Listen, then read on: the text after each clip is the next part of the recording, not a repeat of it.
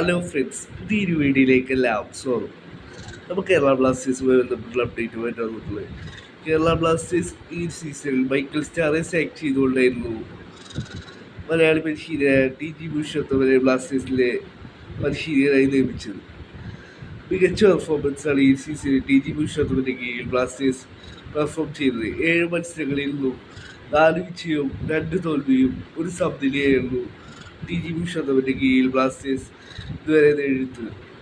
ഇപ്പോൾ TG Purushothaman Shaiju ദാമോദരനുമായിട്ടൊരു interview നടത്തിയിട്ടുണ്ട്. അതിൽ ഷൈജു ദാമോദരൻ TG പുരുഷോത്തമനോട് ചോദിച്ചു, അദ്ദേഹത്തിന് ഈ ക്ലബിന്റെ ഹെഡ് കോച്ചായി ചാർജ് എടുക്കുമ്പോൾ പേടിയുണ്ടായിരുന്നു എന്നുള്ള ചോദ്യത്തിന് TG പുരുഷോത്തമൻ മറുപടി പറഞ്ഞിരിക്കുകയാണ്.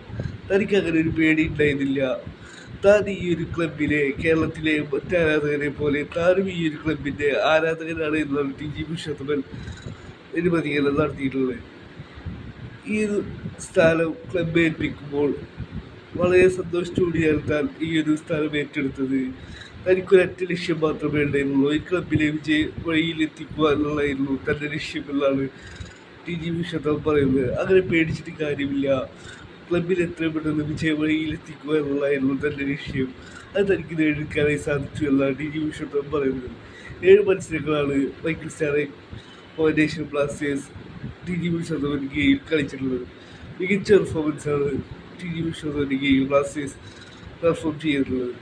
ഏതായാലും നിർണായകമായ ഒരു മത്സരവും മോഹൻബഗാനുമായിട്ട് 15-നാണ് ബ്ലാസ്റ്റേഴ്സിൽ വരുന്നത്. അതിനായുള്ള കാത്തിരിപ്പിലാണ് കേരള ബ്ലാസ്റ്റേഴ്സിലെ ആളുകൾ. ഈ സീസണിലെ പ്ലേ ഓഫ് ആ ഒരു മത്സരമാണ് തീരുമാനിക്കപ്പെടുക. 15-ാം തീയതി മോഹൻബഗാനുമായിട്ടുള്ള കേരള ബ്ലാസ്റ്റേഴ്സിലെ നിർണായക പോരാട്ടം.